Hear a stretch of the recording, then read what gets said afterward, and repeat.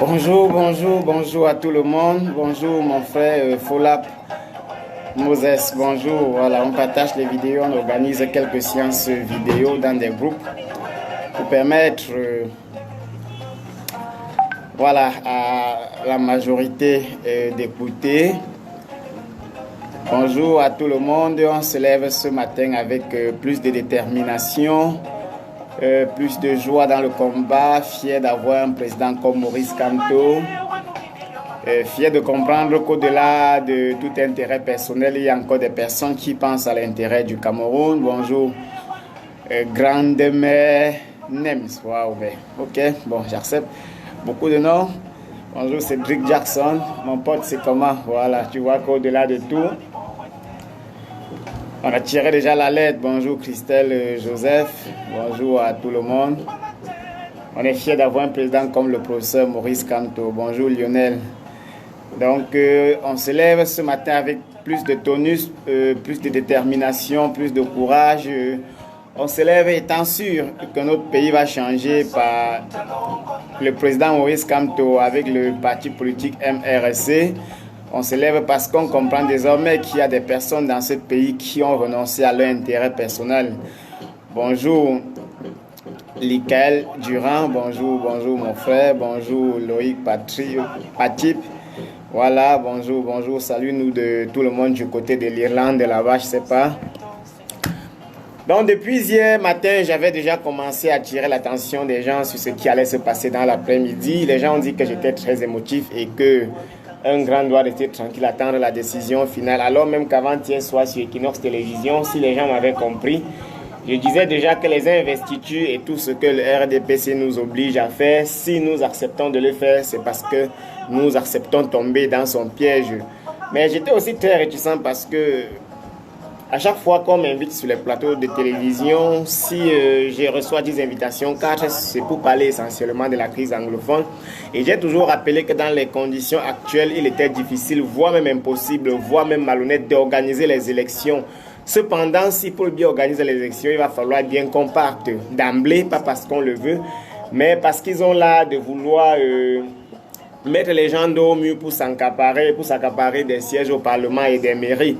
Sauf que bien vrai que le MRSC ait accepté de participer à cette élection, le président, avec tout le directoire, le comité exécutif, a jugé à la dernière minute qu'il était important que nous tenons à nos engagements.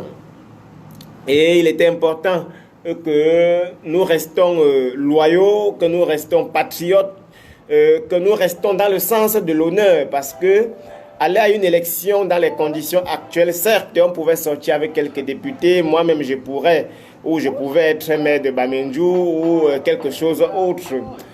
Cela en fait ne contribuait, moi personnellement, en rien au changement du destin de notre pays, dans la mesure où tellement de choses sont à faire que vouloir changer les choses en allant à la conquête de quelques sièges au conseil municipal ou de quelques sièges au Parlement semblait pour moi être malhonnête. Mais la discipline a voulu que si le directoire décide qu'on aille à cette élection, que j'aille aussi et que je ne reste pas bras croisés en disant non, je ne suis pas totalement d'accord. Hier déjà, j'ai attiré l'attention de Armand Noutak en lui disant mon cher frère, on ne va pas aller aux élections et je suis très content que le président ait enfin compris qu'il ne faut pas aller à cette élection. J'attirais également l'attention de Romia Kemayou des unités Force et Progrès du côté de Boramou Sadji, qui a d'ailleurs m'appelé en soirée prophète parce que je lui disais je souhaite que le président annule cette élection. Ça serait la chose la plus complète que le président ait accomplie à cette fin d'année. Je l'ai également dit à Darling Evo que mon cher, cette élection que nous sommes en train de partir est un véritable piège à la démocratie, piège à la prospérité, parce qu'aller à cette élection,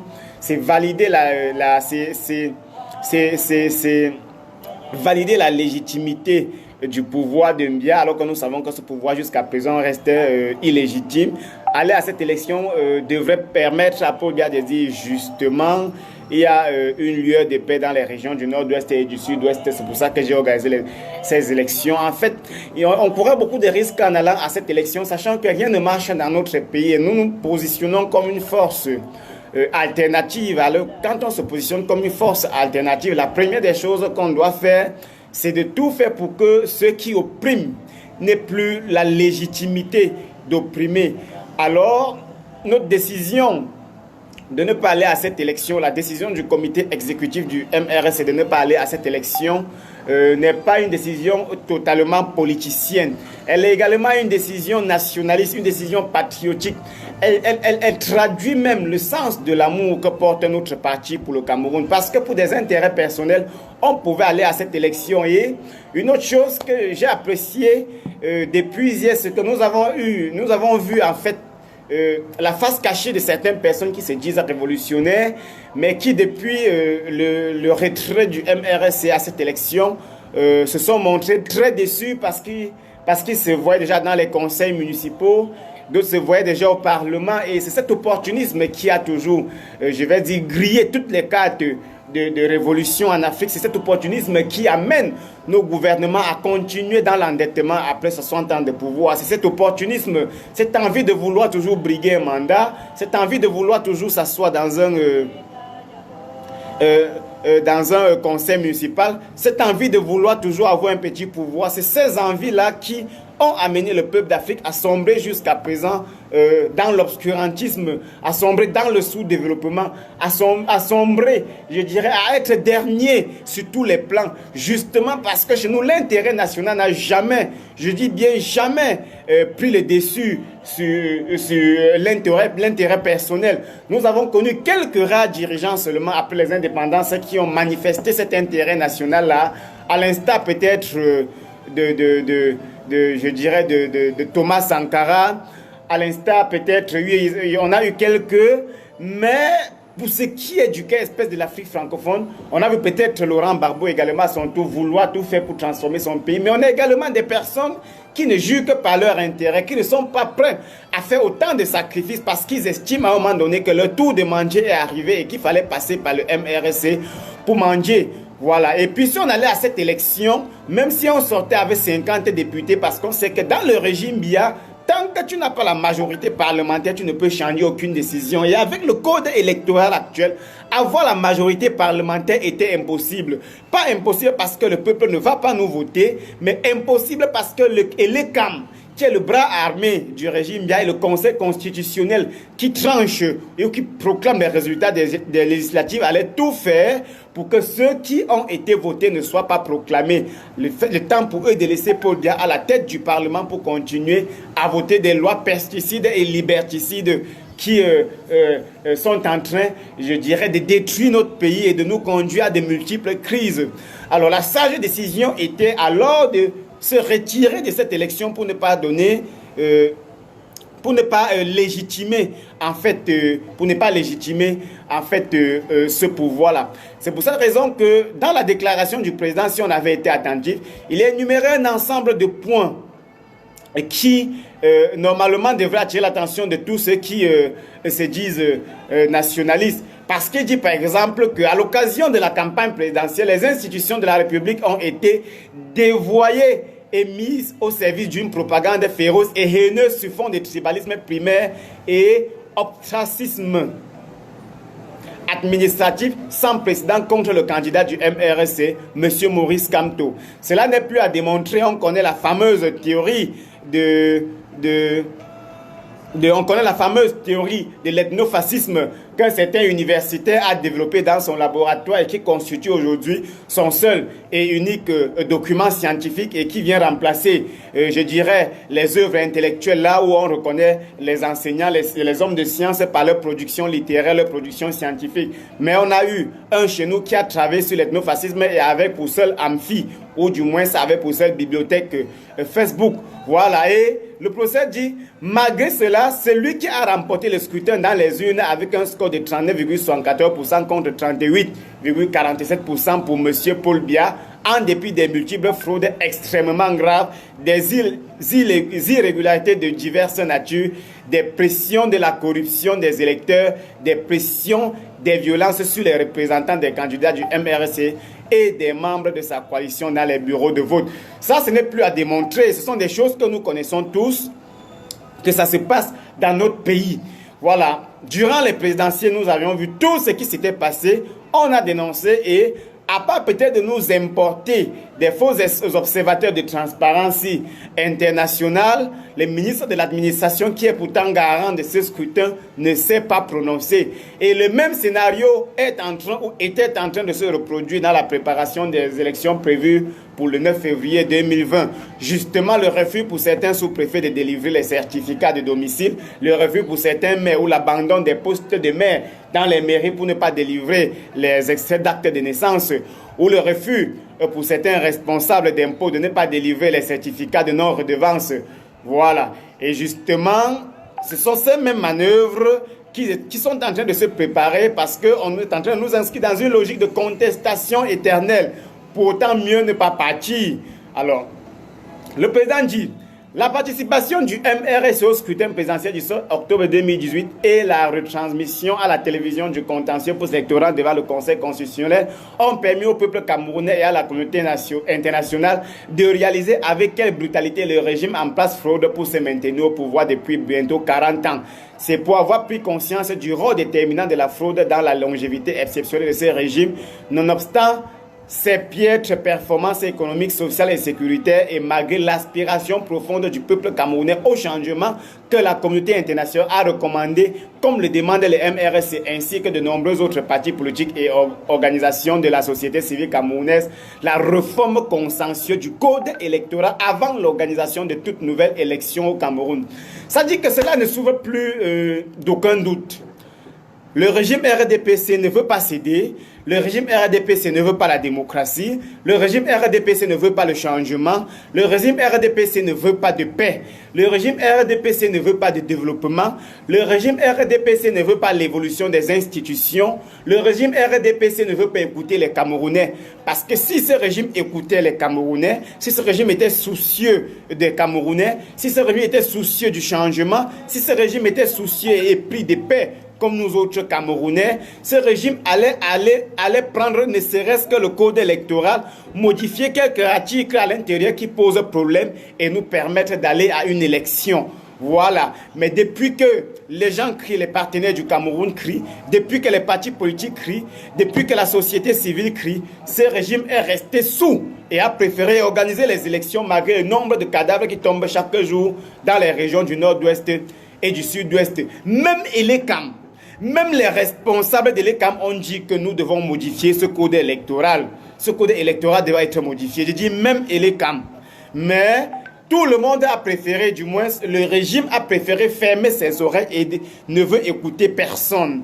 Alors, à la dernière minute, au-delà de toute tentative, de la volonté, parce qu'il fallait à un moment donné que nous essayons d'abord de manifester notre volonté à vouloir réunir ou du moins unir le Cameroun. Il y a deux catégories de personnes pour que nous comprenions bien qui décident de s'engager dans des accords de mariage. Il y a des personnes sérieuses, c'est-à-dire que des personnes qui se marient parce qu'elles estiment que le mariage est bien, elles estiment qu'il faut fonder une famille, elles estiment qu'il faut bâtir une vie, elles estiment qu'il faut se donner de la valeur à travers le mariage, ainsi de suite, ainsi de suite. Mais il y a aussi des parvenus qui se marient peut-être parce qu'on ne parvient plus à se laver soi-même ses vêtements, peut-être parce qu'on estime que la femme va nous aider à faire la cuisine, ainsi de suite. Alors, à chaque fois que le mariage rencontre des difficultés, des moments de turbulence et tout, et ainsi de suite, la première catégorie va user de toutes les possibilités pour arranger son mariage jusqu'à ce que la femme ou l'homme, donc jusqu'à ce que notre partenaire nous démontre combien de fois il n'a plus besoin de ce mariage-là. C'est pour cette raison qu'il y a des gens que lorsque la femme quitte le foyer conjugal pour aller chez eux, ils portent quand même ses pieds pour aller voir les parents de la fille et expliquer « je suis désolé, j'ai besoin de ma femme ». Il y a aussi ceux qui se couchent sur leur lit et s'en foutent. Dans tous les cas, une femme partie, une autre retrouvée, ainsi de suite. Alors le MRC a voulu jouer dans la première catégorie, la catégorie de cette personne qui a besoin de préserver le mariage, et ce foyer que nous voulons préserver, c'est le Cameroun. C'est pour ça qu'en dépit de tout ce que nous avons déjà posé comme problème, au-delà de tout ce que nous avons déjà posé comme contestation, au-delà de tout ce que nous avons déjà posé comme demande, nous avons quand même accepté de vouloir aller à cette élection. Mais entre-temps, nous avons dit que, et cela était même avant l'annonce de ce qu'on appelle le grand dialogue national, parce que le mémorandum du MRC était un ensemble de mémorandums qu'on connaissait déjà. Alors, comme un bon mari qui se soucie de son mariage, comme une bonne femme qui se soucie de son foyer, nous sommes allés à la demande de la belle famille ici étant le peuple, la belle famille ici étant les institutions, la belle famille ici étant l'équipe dirigeante.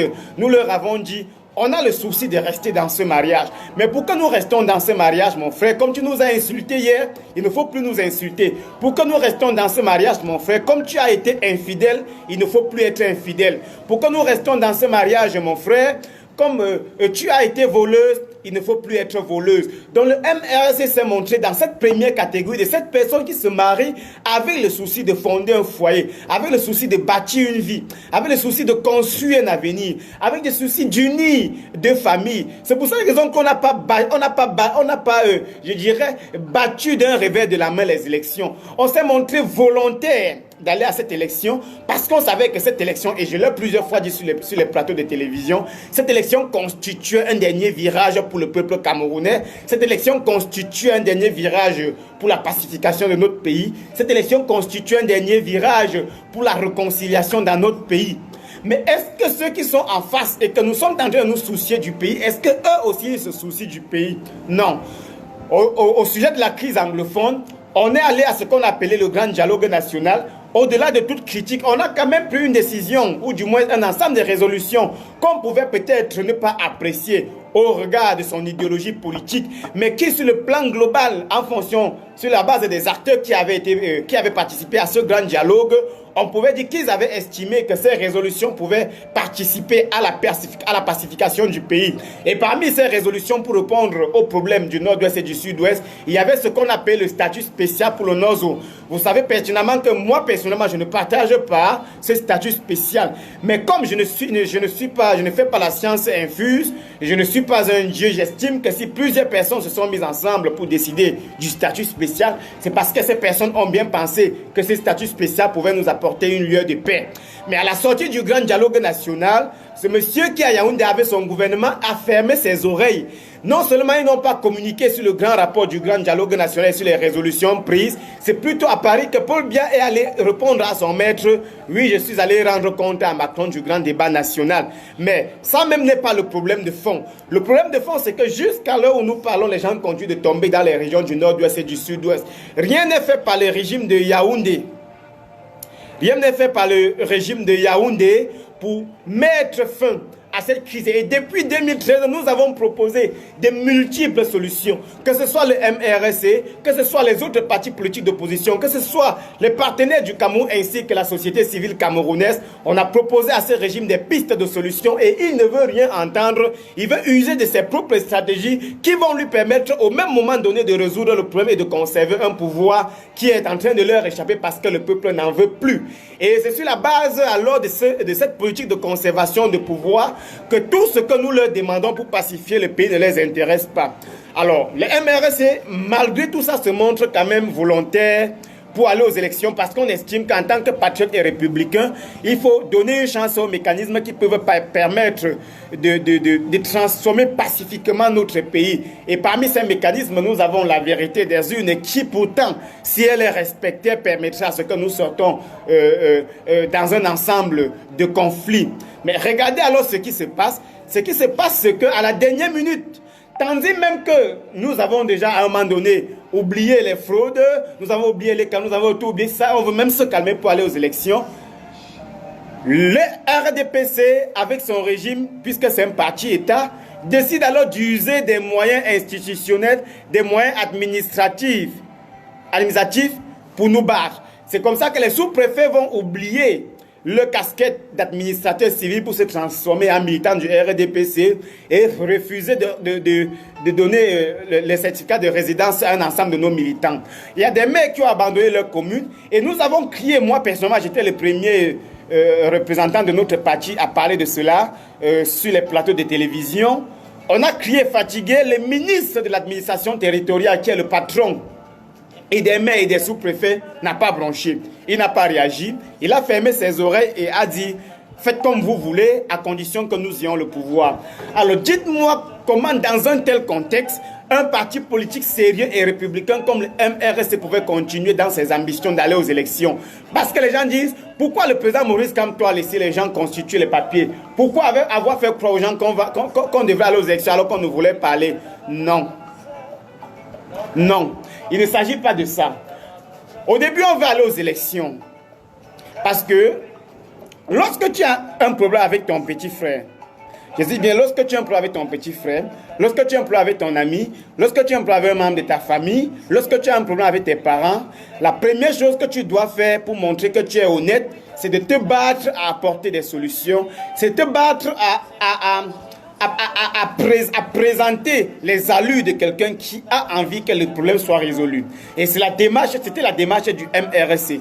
On s'est battu à ce que les choses soient résolues. On s'est battu à ce que nos problèmes aient des solutions. On a accepté même d'aller à cette élection avec nos militants, qui sont pourtant nos potentiels candidats en prison.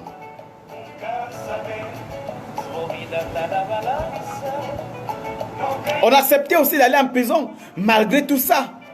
Mais est-ce que le régime qui est en face nous écoute? Écoutons un autre paragraphe du discours du président d'hier. Il dit, le MRC a cru jusqu'au bout que le régime se ressaisirait et se souviendrait que les régions du nord-ouest et du sud-ouest font partie intégrante du Cameroun et que le jeu démocratique commande que les règles soient arrêtées de façon consensuelle par les acteurs. En ce sens, nous avons fait savoir que, bien que le contexte électoral actuel soit favorable à notre parti, nous sommes disposés à soutenir les rapports de la date des élections pour résoudre la crise du Nord-Sou et réformer le système électoral. Ça dit que, le président dit que, au-delà de tout ce que nous avons cru,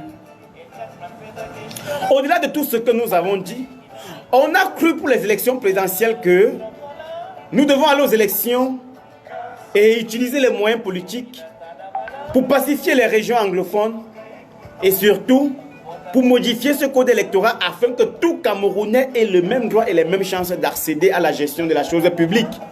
Malheureusement, la vérité des urnes a été bafouée et les gens nous ont présenté des faux PV en plein conseil constitutionnel, alors que ce même conseil constitutionnel était composé des membres du RDPC, comme pour dire que c'était un conseil constitutionnel qui était anticonstitutionnel.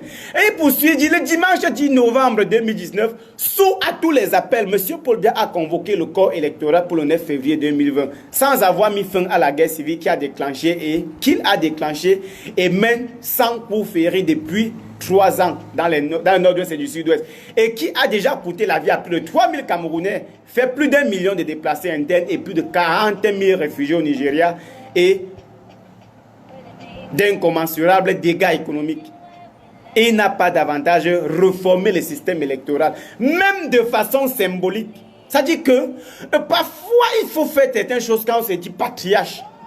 Mais même de façon symbolique. C'est que même pour dire que, oui, pour le nord-ouest, c'est trop compliqué, on va résoudre. Je veux vous montrer que je suis quand même du côté de ceux qui veulent le changement. Voilà pourquoi je veux. Et il réforme le système électoral pour dire que voilà, tout le monde a les mêmes chances de gagner une élection au Cameroun et d'être proclamé vainqueur. Non, il ne l'a pas fait. C'est-à-dire que les problèmes de 2016, Paul Biya s'en fout.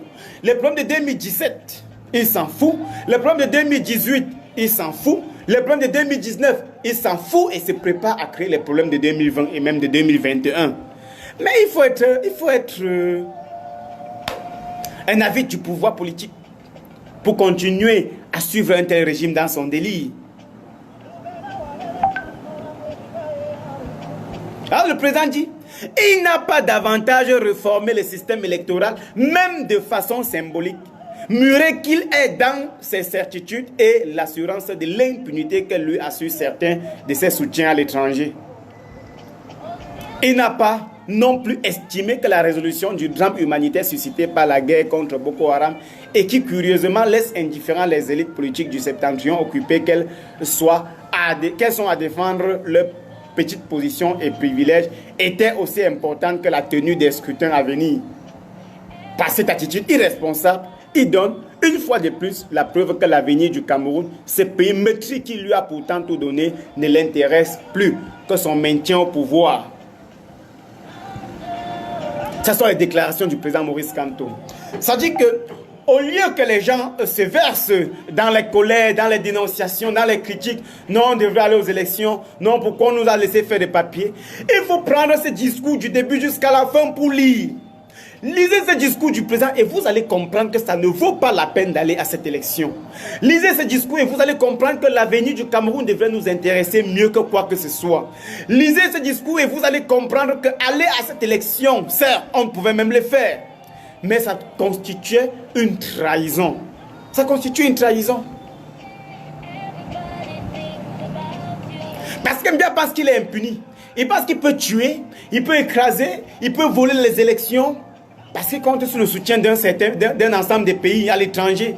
Mais en tant que Camerounais et patriotes, en tant que nationalistes, montrons-leur que nous, en tant que Camerounais, nous ne validons pas. Et nous avons besoin d'un pays souverain, d'un pays prospère, d'un pays démocratique, d'un pays où la justice est une valeur. C'est ce pays-là que nous devons démontrer. Et la seule et unique façon de le démontrer était de refuser d'aller valider ce pouvoir illégitime de Yaoundé en participant à cette nouvelle mascarade électorale.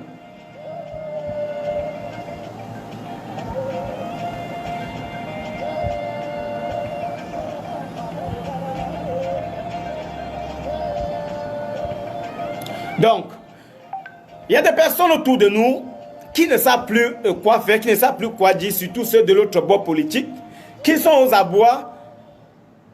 Et parmi ces personnes qui agissent parfois sur instinct, je dirais, pour avoir peut-être eu proche du gouvernement, avoir un frère qui est ministre, un frère qui est directeur, un cousin qui a un petit travail, ou pour avoir obtenu un matricule à la fonction publique. Ils estiment autant pour moi ces personnes que le MRC est en train de déranger. Le MRC est en train, c'est pour ça qu'ils peuvent nous insulter de tous les noms.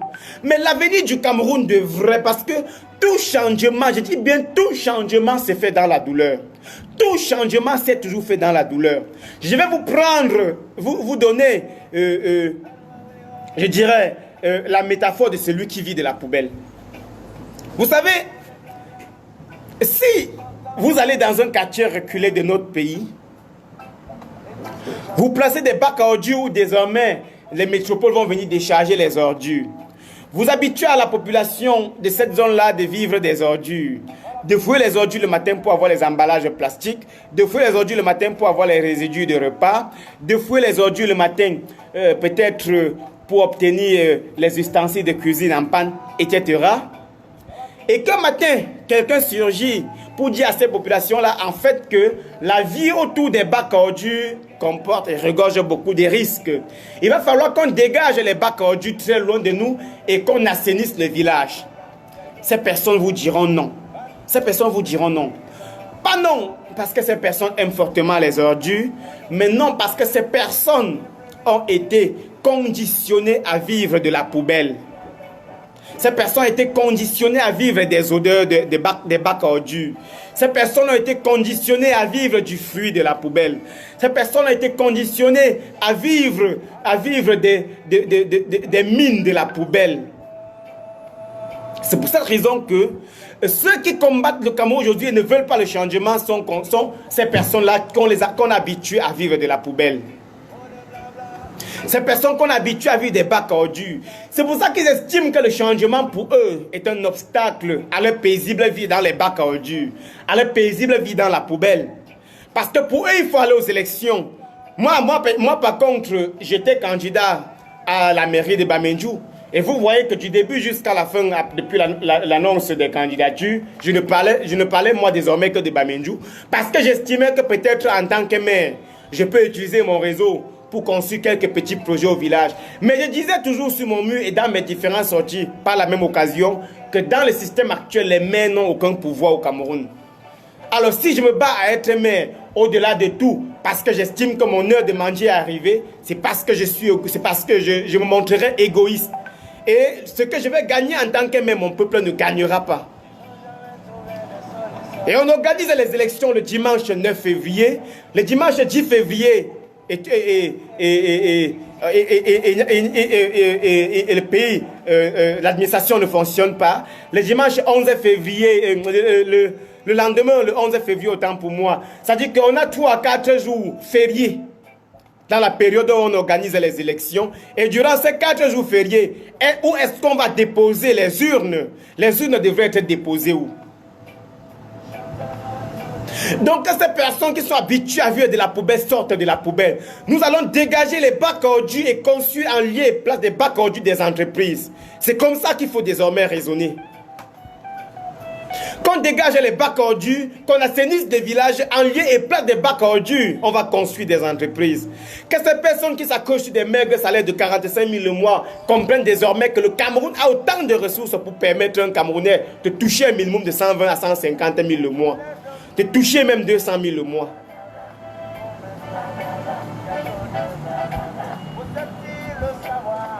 Que cette population qu'on a habituée à défendre la misère acceptée, à défendre la souffrance, que ces Camerounais qu'on a habitué à vivre dans les bacs ordures, à fouiller la poubelle pour vivre, jetons la poubelle et en lieu et place des poubelles, construisons les entreprises.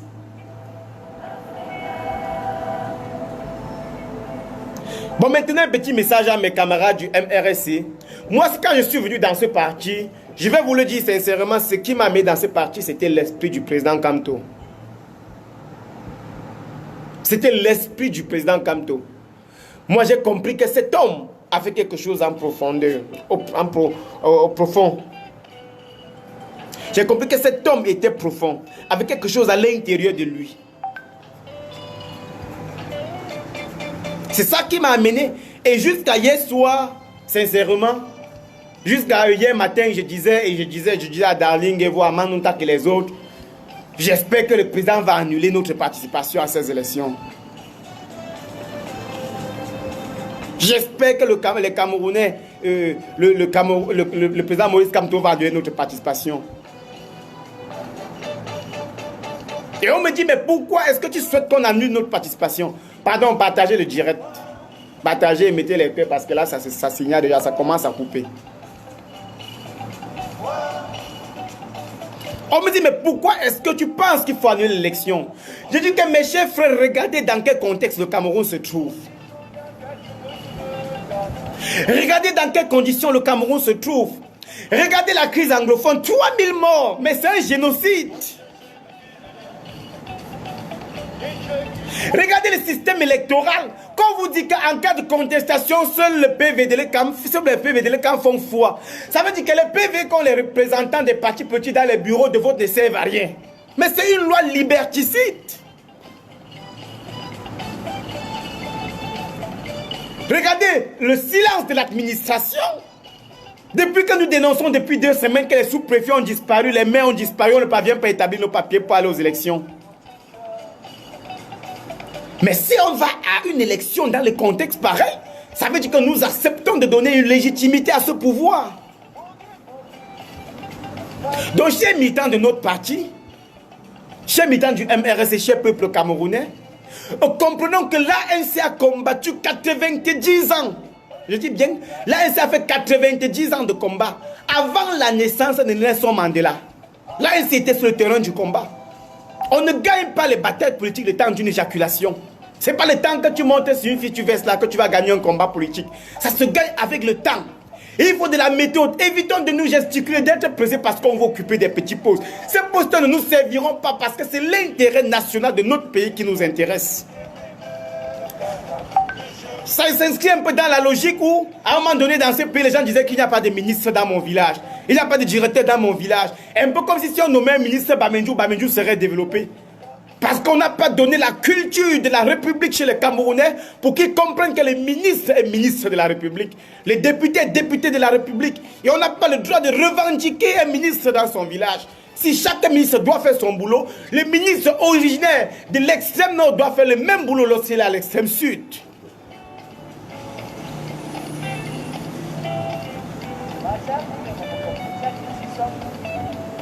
Je l'ai toujours dit, et moi je le dis encore, je l'ai dit sur les plateaux parce que déjà qu'avant-hier, après mon émission, les gens se sont même... Puisqu'avant-hier, j'ai dit, mais on est allé aux investitures parce que le RDPC ne donne pas le choix aux opposants. Je l'ai dit sur les plateaux. Ça pouvait énerver le directeur. Je ne savais même pas que le directeur allait annuler les bêtises.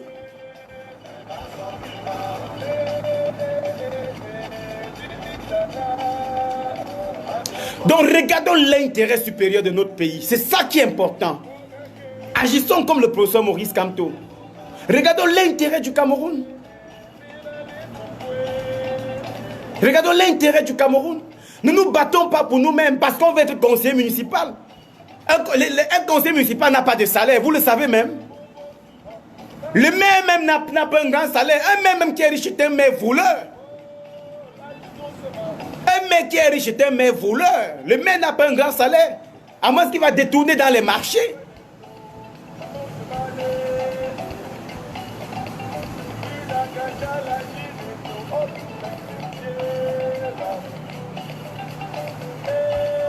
Donc tous ceux qui se battent dans le système actuel, parce qu'ils se disent que non, on veut seulement être un maire, on veut être député, on a beaucoup combattu, il est notre tour de manger. Non, le tour de manger, il n'y a pas de révolution. La révolution, c'est l'esprit de sacrifice. C'est l'esprit de sacrifice. Ce n'est pas l'esprit personnel. Parce que si moi, je veux l'argent, je n'ai pas besoin de la politique. J'ai besoin d'argent de faire les affaires. Je m'investis davantage dans mes affaires comme je le fais. Et avec le temps, j'aurai le peu que j'aurai. Mais quand on va en politique, c'est parce qu'on a décidé de transformer sa société. Mais comme on nous a dit, dans notre contexte, la politique est un jeu. Au point où nos intellectuels disent le jeu politique, le jeu. Et puis à chaque fois, on vous dit non, vous refusez le jeu. Mais sachez qu'il y a des personnes qui ne sont pas là pour jouer. Parce que la souffrance de notre pays ne donne pas matière à ce qu'on joue.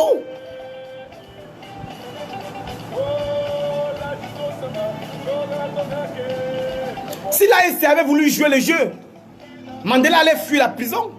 Mandela allait signer les accords avant même d'aller en prison et intégrer le gouvernement de l'apartheid et mater ses frères noirs. Vendre l'Afrique du Sud. Mais Mandela a refusé d'accepter tout le sacrifice. Je vois les gens raconter, mais vous partez devant, vous rentrez derrière, vous partez devant, vous rentrez derrière. Parce que pour vous, la méthode de la cohérence, c'est qu'on soit incohérent. Vous aimez qu'on soit incohérent parce qu'au Cameroun, pour être cohérent, il faut être incohérent. C'est quand tu es incohérent qu'on t'apprécie d'être cohérent. Quand j'ai compris, les militants du RDP s'est dit, heureusement que le MRC va aller aux élections. C'est bien d'aller aux élections avec un adversaire de poids. Ça veut dire qu'ils savaient que nous sommes tombés dans le piège. Légitimer le pouvoir illégitime.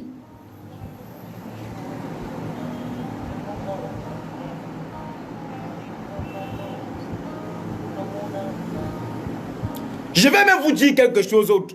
Actuellement, à Yaoundé, Paul Biya ne fait plus partie des enjeux.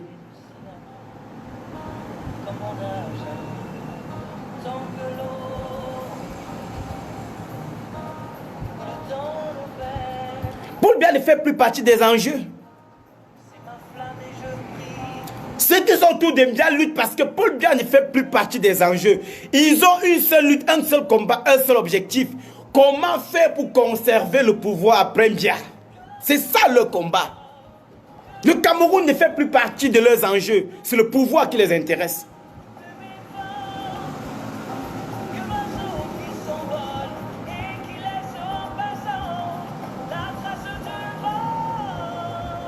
Donc dites à ceux qui sont au quartier, n'allons pas voter le 9 février. Parce que voter, c'est légitimer un pouvoir illégitime. Laissons le RDPC prendre ses 200% cette fois-ci. D'ailleurs, ils n'ont même plus besoin des élections. Ils peuvent seulement prolonger le mandat des maires et des députés pour 5 ans. Ça va?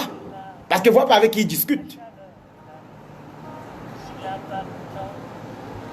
Le général Valsero disait dans une de ses récentes chansons, tu veux gagner le Cameroun, qu'on te le laisse, vas-y, prends-le, si tu veux, étouffe-toi avec. Oui, mais étouffez-vous alors avec le Cameroun.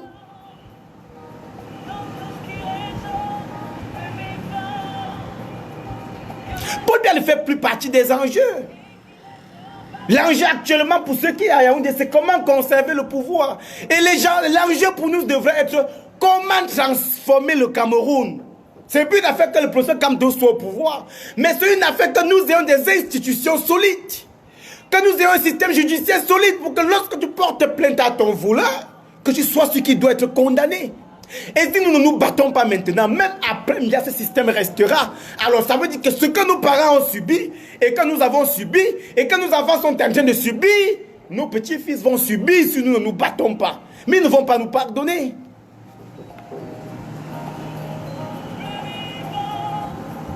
Les petits-fils ne vont pas nous pardonner si nous faisons ça. Donc dès demain matin, maintenant on a le combat. Mokhtar doit être libéré. C'était le prisonnier de celui qui est à l'Assemblée nationale là. C'était son prisonnier personnel. Alors qu'il ne savait même pas que lui était déjà dans le viseur de son propre parti.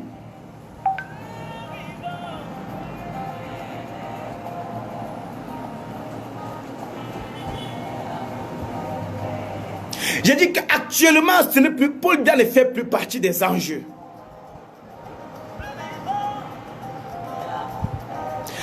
Leur objectif est de conserver le pouvoir. Et nous devons nous battre pour que le Cameroun se transforme après lui. Et ça doit commencer maintenant.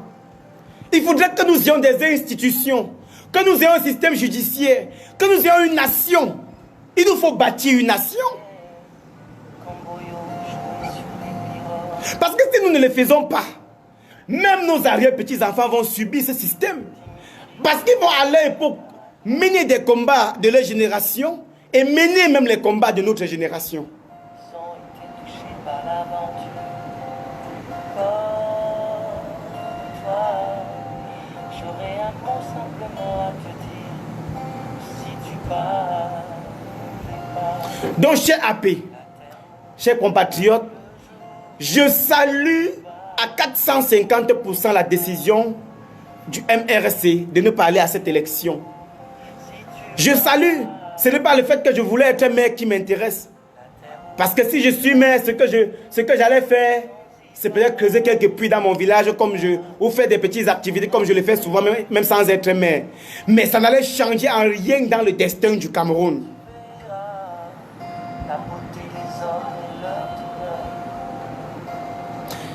Bonjour grand combattant, j'ai une question. Comment le MRC va faire pour les prochaines échéances parce que le MRC n'aura plus d'élus? Les prochaines échéances c'est 2025, c'est ça? Écoute-moi alors bien mon frère Daniel Edengue. Je disais ceci sur Equinox. Le rap politique serait que, et j'avais d'ailleurs expliqué ici, dans un direct que j'avais intitulé les 10 stratégies de manipulation de masse. De manipulation de masse. Où je vous expliquais, justement, on va vous inscrire dans le temps. C'est-à-dire qu'on n'a pas encore résolu le problème de 2016, on n'a pas résolu le problème de 2017, on n'a pas résolu le problème de 2018, on n'a pas résolu le problème de 2019, qu'on est en train de vous amener dans les problèmes de 2025. On vous fait croire qu'il faut préparer 2025. Mais il y a les gens qui avaient abandonné le combat en 92 parce qu'ils disaient qu'ils attendaient 97. Et en 97, ils ont abandonné pour attendre 2004. En 2004, ils ont abandonné pour attendre 2011. En 2011, ils ont abandonné pour attendre 2018. En 2010, vous voulez qu'on abandonne pour attendre 2025. Ah, mais est-ce que vous ne comprenez pas qu'on est en train de nous prendre comme des cloys?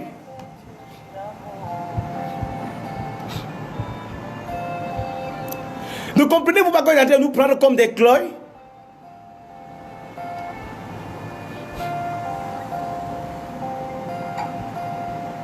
Alors, dans les stratégies de manipulation de masse, le fait de nous envoyer à 2025 obéit à ce qu'on appelle la stratégie du différé. La stratégie du différé. C'est-à-dire qu'une autre façon de faire accepter une décision impopulaire est de la présenter comme douloureuse mais nécessaire en obtenant l'accord du public dans le présent pour une application dans le futur. Parce qu'on veut vous faire croire, parce qu'il faut toujours, il est toujours important de comprendre qu'il est facile d'accepter un sacrifice futur qu'un sacrifice immédiat. Donc on vous fait croire qu'en 2025, c'est le temps là qu'il faut se sacrifier. Pour le faire, il faut accepter les décisions de maintenant. Ça s'appelle la stratégie du différé. D'abord parce que l'effort n'est pas à fournir de tout de suite. Il faut les fournir en 2025. Comme tout le monde pense que demain chacun serait mort et que ça ne sera pas nous, on accepte parce qu'on projette 2025. Pourtant, les problèmes de 2016 ne sont pas encore résolus.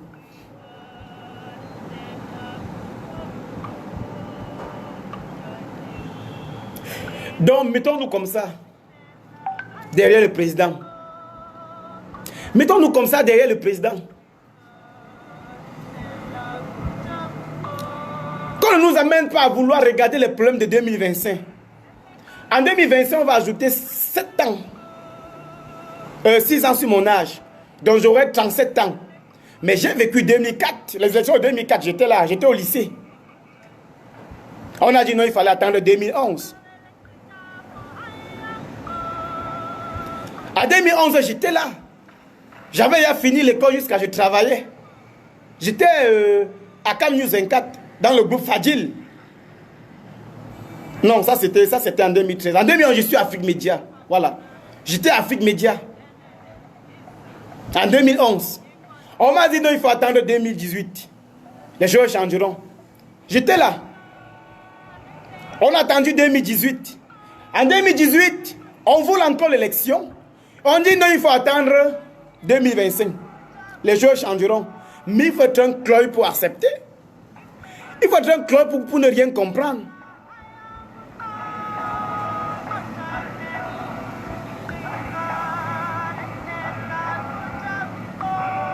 Donc on passe de temps à chaque fois vous remettez 7 ans plus tard.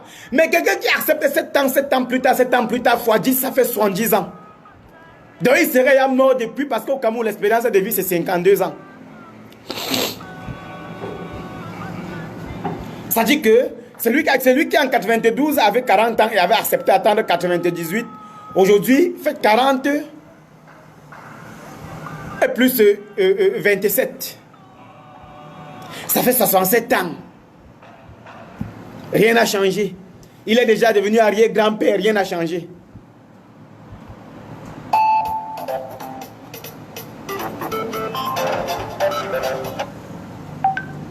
Rien n'a changé. Donc il va falloir que nous résolvons les problèmes de notre génération. Pour que les générations à venir ne soient pas en train de résoudre les problèmes de leur génération et de notre génération encore.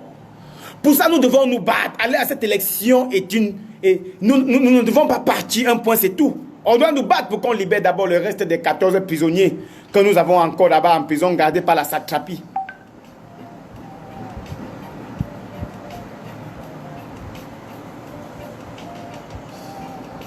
Voilà ce que le président dit. Écoutons bien. Deuxièmement, le MRC est pleinement conscient que faute pour lui de prendre part au scrutin à venir, il ne pourra pas, dans les conditions du code électoral en vigueur, présenter un candidat à un prochain scrutin présidentiel. La loi électorale exige que tout candidat à une élection soit présenté par une formation politique ayant au moins un élu. Ou, à défaut, qui rassemble au moins 300 signatures de personnalités dont on sait qu'elles sont, pour l'essentiel, inféodées au régime. De même, le MRC est conscient que, faute d'avoir des conseils municipaux, il ne pourra pas présenter des candidats à l'éventuelle élection sénatoriale et régionale dans les conditions actuelles. Pourtant, malgré ces contacts curieux, le MRC a décidé de ne pas prendre part aux élections législatives et municipales du 9 février 2020. Donc, on n'a pas pris la décision sans conscience.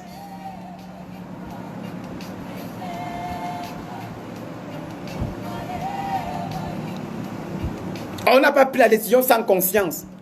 Parce que si les dispositions du code électoral ne permettent pas aux gens qui n'ont pas d'élus d'aller à une élection présidentielle, mais c'est ça qu'il faut enlever. C'est ça qu'il faut enlever. Il faut qu'on enlève ça. Que tout le monde ait le droit d'aller à une élection. On n'a pas besoin d'élus pour être président. Il faut qu'on enlève aussi ça. Et le président poursuit. En prenant cette décision politique grave, le MRC reste fidèle à lui-même au regard de l'actualité et de la situation générale du pays. Fidélité d'abord à l'idée qu'organise les élections au Cameroun aujourd'hui, qui plus est des élections locales, sans avoir établi la paix dans les régions du nord-ouest et du sud-ouest et créer les conditions d'une participation effective des populations des deux régions au libre choix de leurs représentants à l'Assemblée nationale et dans les conseils municipaux, c'est donner le message selon lequel ces populations ne sont pas des Camerounais et, ce faisant, consacrer la partition des faits du pays.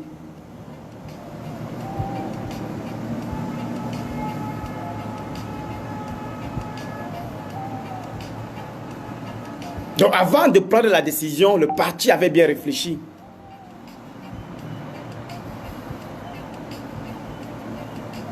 Donc si quelqu'un ne sait pas le pourquoi le MRC ne veut pas aller aux élections, mais que la personne aille lire le discours, c'est tout.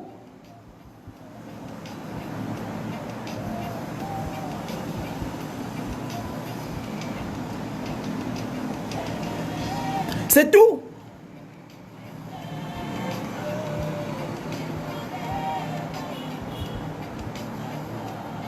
Le MRC poursuit. Le président poursuit autant pour moi. Le MRC est constant dans l'affirmation selon laquelle la sécession ne saurait être une option pour nos compatriotes du nord-ouest et du sud-ouest, malgré des graves injustices politiques et institutionnelles dont ils ont pu être victimes depuis 1961. Par conséquent, ils ne sauraient s'associer à la partition des faits ou des droits de notre cher et beau pays. Que cette partition soit orchestrée par M. Paul Biya à travers l'organisation d'une nouvelle parodie d'élection qui exclut de fait nos compatriotes du Nord ou recherchée par les sécessionnistes. En conséquence de tout ce qui se précède, le MRC appelle les Camerounais à ne pas aller voter et à rester chez eux le 9 février 2020 afin de ne pas cautionner des élections qui ne ramènent pas la paix dans le pays, ni ne déboucheront sur un choix libre et transparent par les Camerounais de leurs représentants à l'Assemblée nationale et dans les conseils municipaux. Certes, le MRC a demandé à ses militants et sympathisants à se présenter, à se préparer à prendre part au scrutin à venir. Il était persuadé que dans un sursaut patriotique, le régime en place prendrait en compte les exigences légitimes des Camerounais, même à la dernière minute. Vous avez écouté, où je parle comme Paul Biya. Are you understand? Do you understand me?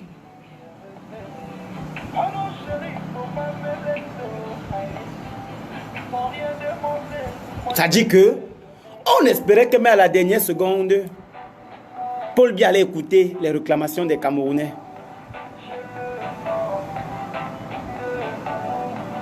Mais malheureusement, tel n'a pas été le cas.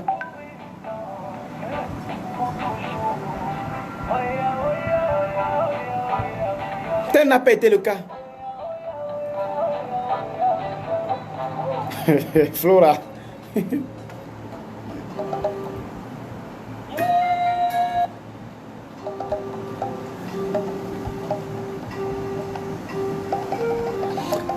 Alors, chers camarades,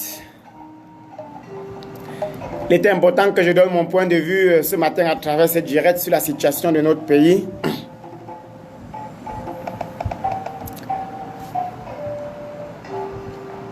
Et je pense qu'il était également important pour moi de vous dire que j'apporte 300% mon soutien au professeur Maurice Kamto.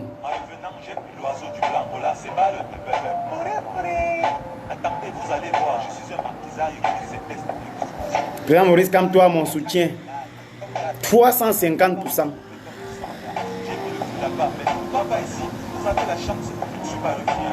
Voilà. Polongo, Equinox soit, je ne pense pas, parce que là, j'ai les femmes veuves là que je vais former ce soir en fabrication des huiles essentielles. Ce que je fais, j'ai aussi un projet social. Bon, vous me connaissez beaucoup plus d'ailleurs comme un acteur social.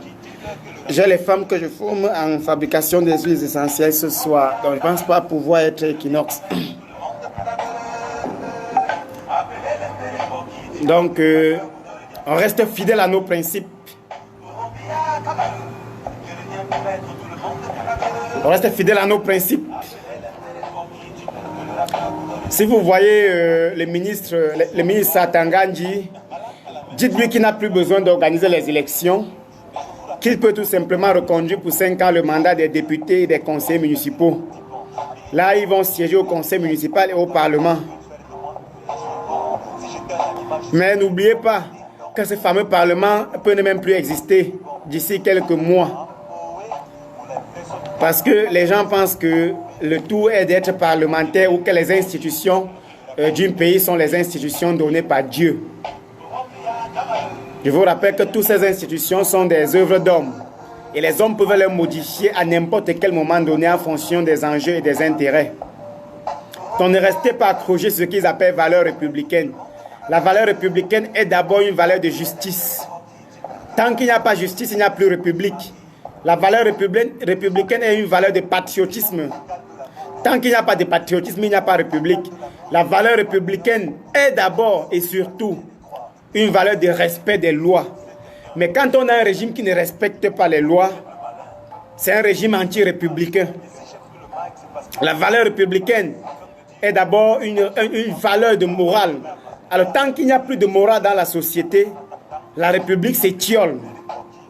Quand la morale s'étiole, la république s'étiole également. Les valeurs républicaines sont aussi les valeurs d'honnêteté, d'intégrité et du sens de l'honneur. Quand on paie son honnêteté, son intégrité, quand on paie le sens de l'honneur dans une nation, la République aussi souffre. Donc ceux qui parlent des valeurs républicaines devraient connaître le contenu des valeurs républicaines. Et non seulement croire que la valeur républicaine, c'est quand Atangandji dit tirer sur eux. On tire sur les militants et ils disent que non, c'est la défense légitime. C'est la violence légitime de l'État. C'est ça qu'ils appellent République. Non, ce n'est pas ça la République. Ça, c'est la barbarie. Et cette barbarie, il faut dénoncer. Cette barbarie, il faut dénoncer. Alex Kodja, vous ne voulez pas du MRSC au Cameroun. Je sais que quand on dit MRSC, vous entendez travailler avant de manger. Je sais. Car à chaque fois qu'on dit MRSC, comme ça sort de ma bouche MRSC, en entrant dans ton oreille, ça entre plutôt travailler avant de manger. Et quand on dit Maurice Kamto, comme ça sort de ma bouche Maurice Kamto, en entrant dans ton oreille, ça entre plutôt méritocratie. Donc c'est un peu ce que tu veux dire. Je sais que tu entends par MRSC travailler avant de manger. Tu entends par Kamto méritocratie. Et aucun paresseux ne peut vouloir la méritocratie. Aucun paresseux ne peut vouloir travailler avant de manger.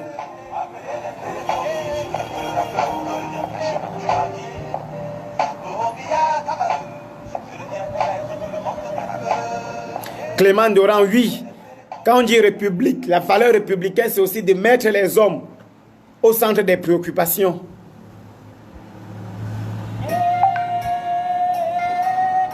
Jean-Pierre Nguele, justement, il y a d'autres partis qui ont le Parlement et les sièges à l'Assemblée nationale depuis 20 ans. Qu'avons-nous fait avec?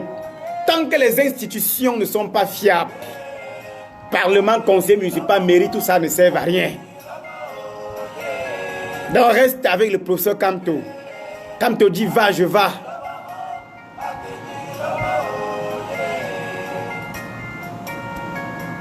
Kamto dit va, je vais.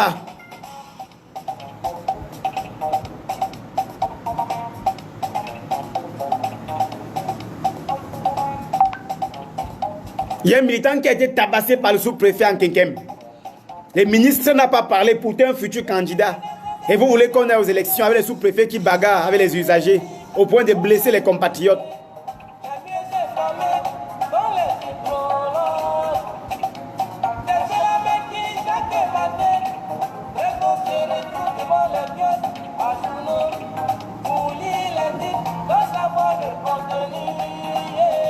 Donc notre président élu, en dehors de toute fraude électorale, le professeur Maurice Kamto,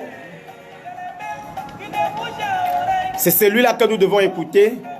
Il nous met sur la voie de la renaissance et avec lui, nous allons renaître. Nous allons renaître.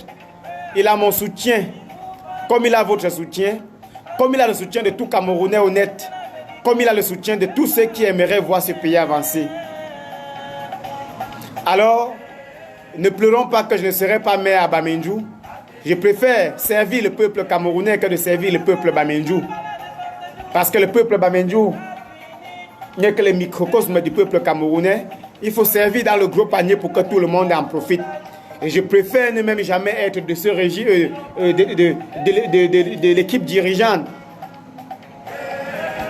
et que de l'être pour détruire le Cameroun.